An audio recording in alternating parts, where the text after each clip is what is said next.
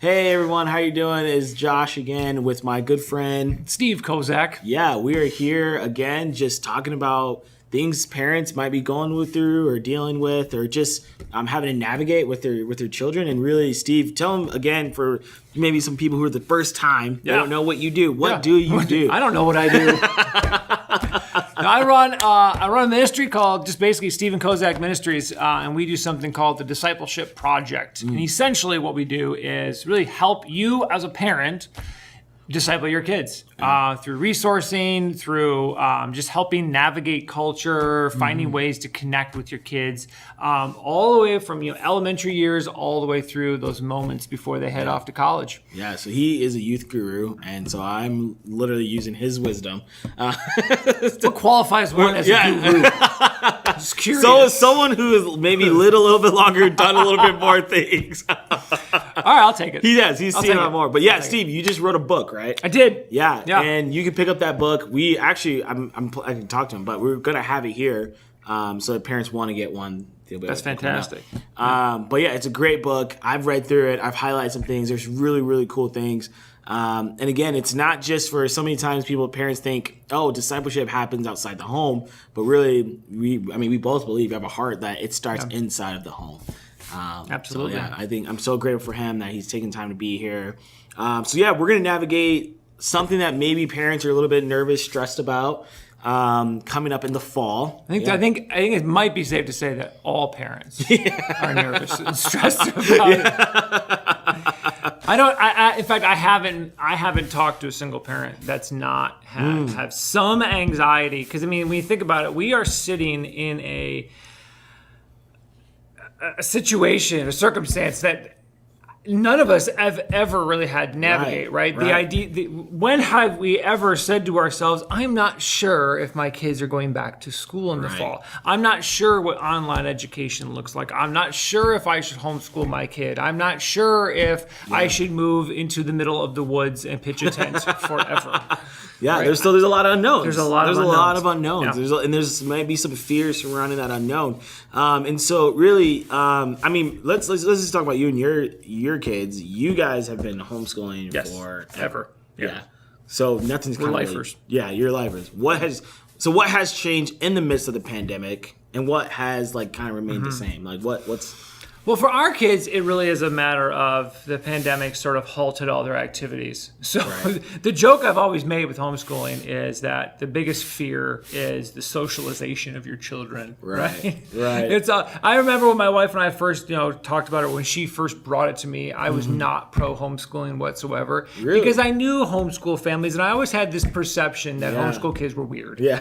And maybe my kids are weird. That's fine. But it was mostly because I just didn't feel like they were socialized enough, right? There was some inadequacies, maybe they're not, I don't know.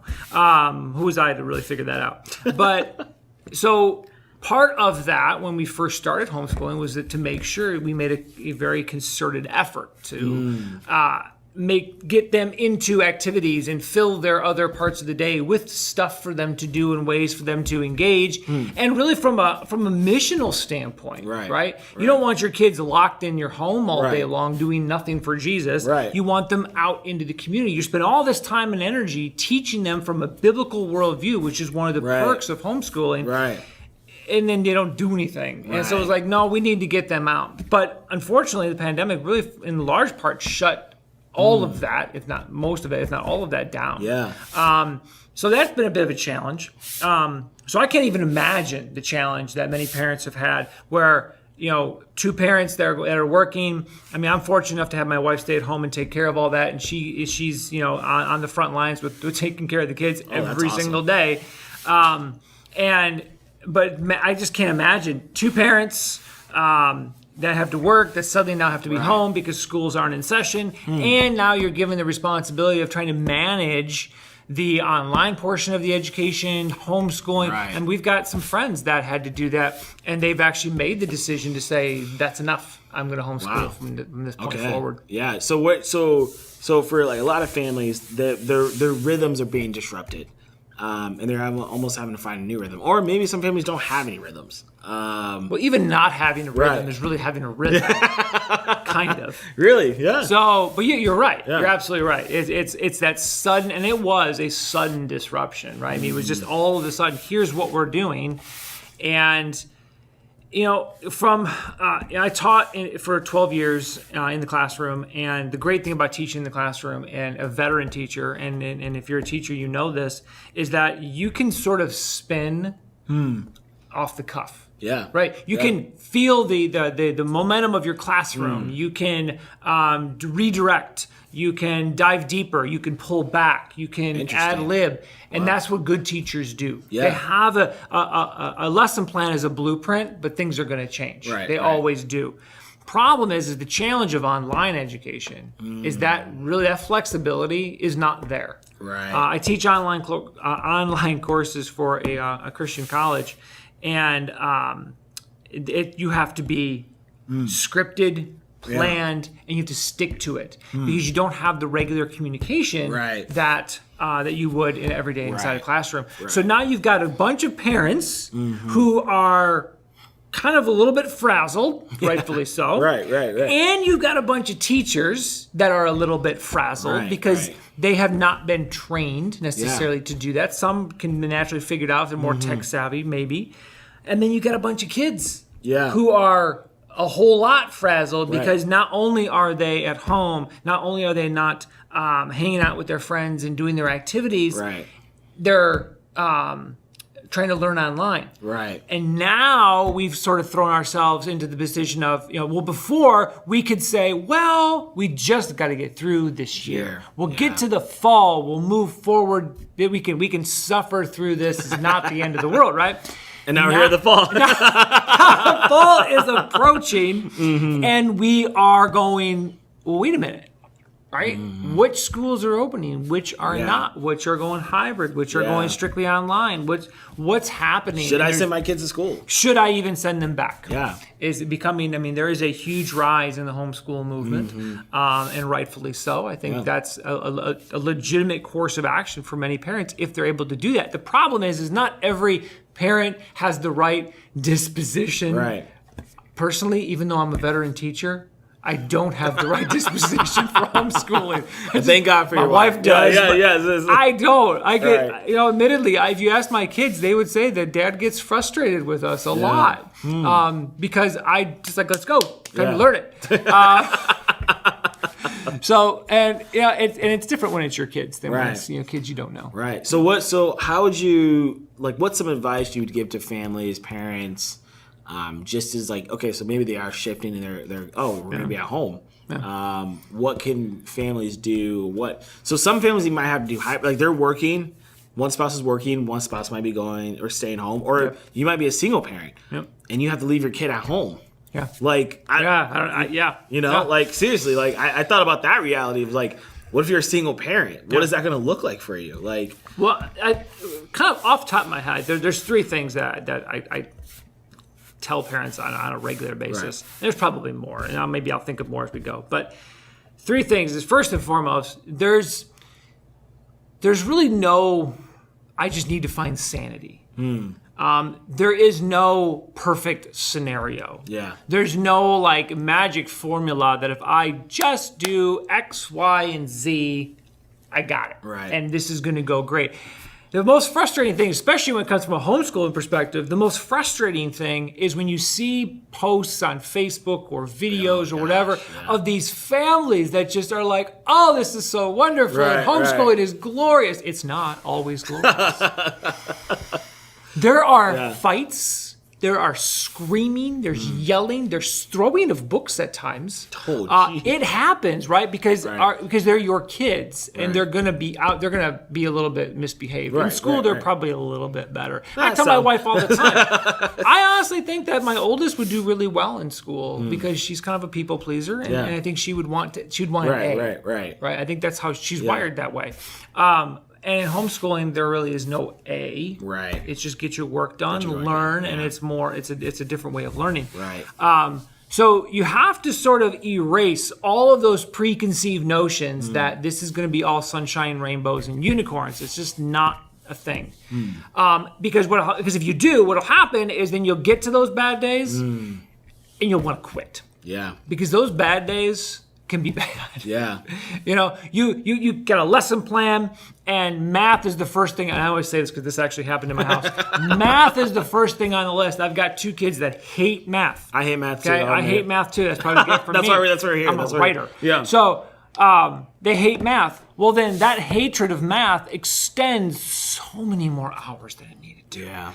There have been times where I've come home from my old 9 to 5. And I'll come home at 5 o'clock or 6 o'clock, and the kids are at the kitchen table doing math. And I'll look at my wife and be, what time did you start this? She'd be like, oh, you never guessed that we started this at 9 a.m. this morning. Oh, and you're like, God. Oh, so math is a full-time gig. Yeah. All right.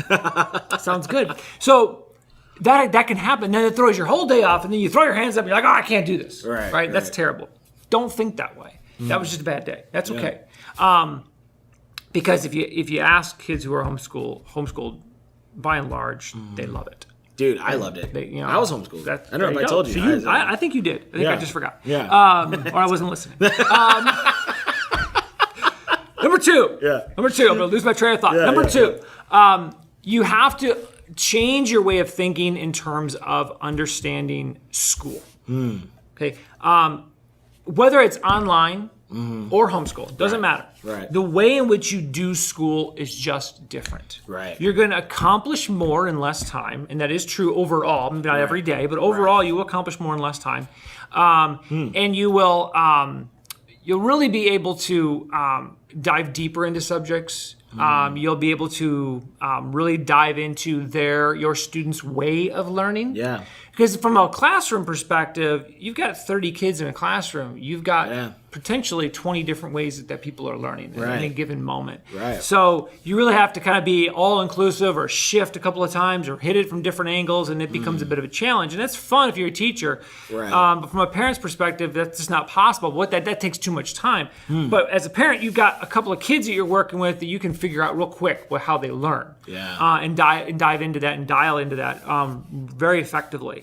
So, but you have to change that mentality. You are not a classroom teacher. Right. You're just not. And you don't have to be. You don't need desks at your house. And you don't need, I'll sit down and do spelling tests with my kids. My feet are up on the couch and we're lounging around, and I'm probably one hand playing with the dog, another hand, holding the books that I'm reading the words off of. I'm saying sentences that make 0 sense to help them understand the word. You're having fun with it, and we laugh, and it probably takes too much time, and I'm riling the dog up, and it's just, but it's fun. But they remember those moments, and then their ability to remember what they're studying is actually better. Yeah, that's good. And then learning becomes part of your family community. We're talking about stuff all the time. Yeah. It's just part of the way it works. So, and number 3 is probably the most important. Can't stress this enough. My entire ministry is built off of it. Is that it's an opportunity for you to really dive deep into discipleship at home. Yeah. You've got them. You've got a captive audience. Take advantage of it. Yeah. And I don't just mean doing devotionals at dinner time. That's good. We do them at breakfast. And that's good. But I mean, you got more conversations that you're having with your kids. You've got, I have conversations with my daughters all the time who hate math about that God still needs you to work real hard at math. Yeah. I hate math too, but me too. Mostly because I'm not good at it. But that doesn't mean we just sort of slough it off and not worry about it. It means, how do we honor God with our hard work? It means every little conversation can be discipleship motivated conversations. Yeah. And that goes a very long way. So you have an opportunity if you can keep your sanity. Yep. That's the lesson. Yeah. Well, I think that's good. I think so many times we see these things. I think even our first conversation, even just about the pandemic, things like that, how this is a blessing, opportunity in disguise. Whereas this is all we talk about, by the way. Yeah. And I just want to point that out. I know we're all we're just literally talking about this pandemic. When is it gonna go away? No, I think this is such a good opportunity for parents to really, if they decide to, or even if they have to do, because some schools, I think Fort Wayne Community or whatever, are going to do hybrid days. So they're going to do 1 week or 1 day, one kids are going to go one day, and then the other kids are going to go. I don't know. It's all weird. It's all up in the air. Yeah. But And that could change, honestly, next month. They could be like, no one's coming to school. So I just think this is an opportunity. It's like, as parents, like, yes, like it might be hard. It won't look as cookie cutter as what we like it to be. But I think you're saying that. I think we want it to look like that cookie cutter. Yeah. Like, I need a break for my kids. Like you know, Yep. which I get. I'm not a parent yet, so I don't know. I just have a cat. But, like, I think. It can be similar. Yes. He's moody like a teenager. There you go. But I just think this maybe it's just a really cool opportunity to really, like, you have your kids for, and just even kind of what you said, just even that aspect of, like, community aspect of family, where we kind of have, like, we gotta get the kids to sports, we gotta get the kids to this, we gotta get them to the club, we gotta get them all, like, which is cool and it's fun, it's awesome. But now you actually have an opportunity to, like, whoa, we get to slow down, like, and you be able to, like, sit and do these things with your students. And I'll be honest, that sounds great, and it is great. But we all know that what happens is you love your kids. There's that moment where military school or boarding school looks really attractive. Yeah. But, right? And that's all because you just need some time away. And that there's nothing wrong with that. And that's a natural, you know, and that's one great thing about it. Especially if you're a family that everybody goes to their places all day long. And then you come back together, you're used to that rhythm. Now all of a sudden you're together. Right. And that can sort of brew some animosity toward each other. That can brew conflict. I mean, lately my kids have been fighting like crazy. And again, it takes a lot of time and energy to use those moments as teachable moments. It's hard. But I think one of the things, if I was to add a fourth, is you've got to pare down your expectations. You can't think that this is going to be perfect. You can't think that, you know, I've got to get my kids, you know, if my kids were in school from, I don't know, what time does school start? I don't even know. Let's say 8 o'clock. It's earlier than 8, but let's say it's 8 o'clock. If they're at school from 8 to 3 or 4 or whatever it is, that you think, okay, now my kids wake up, they got to be the same time, they got to get to school, well, that may work, but it may not, because it's different when you're at home. And if you're working from home, you probably have already figured that out, that it's just different. Right. So that might mean you're doing school on a Saturday. It might mean you're doing a little bit of school on a Sunday afternoon after church. It might mean you're doing school in the morning, take a break, maybe do a little school in the afternoon. You don't have to do it. Should be some flexibility. You're totally flexible. Yeah. Which means take those moments and, I mean, we'll pack up, go to the zoo. Yeah. Just randomly, we'll just go to the zoo. Yeah. Well, we packed up the other day and we went to a park where there was some water in a little beachy area. Yeah. We just hung out and let the kids kind of play and relax and not do anything. We typically do something with school most of the year. And we just say, you know what, let's just do something different today. Yeah. And that's the best part about it, is you can go different places. You can go to Promenade Park and do your work. Yeah, I think actually I saw some families out there today.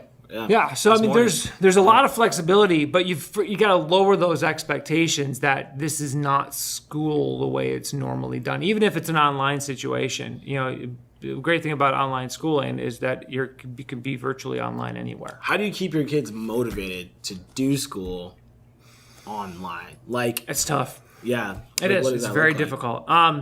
It's really teaching them to be self-educated, and more colleges are going toward this way of thinking, is you are responsible for your learning. Right. The professor or teacher is more of a facilitator. Yeah. The sooner they can learn that, the better. How you get an elementary kid in front of a computer, I'll be brutally honest, I don't think it works. Yeah. I don't think they will learn as much. I think, you know, there are some games and some things at a young age that you can learn a few things from. I think that's possible. But I just don't think that there's a whole lot of education that can be done online with a young child like that, because they already have a very, very, very, very short attention span. Yeah. So it's and being in front of a screen like that isn't going to help. Right. So... yeah, that's something that unfortunately is going to be a trial and error situation. I don't know. Yeah, no, that's good. Yeah. What encouragement do you have for single parents, like, who are kind of in the midst of all that? I don't know if you talked about that before, but like, so they're looking for the fall. They might have some options. Like, what for them? Like, what would you say? Yeah, community.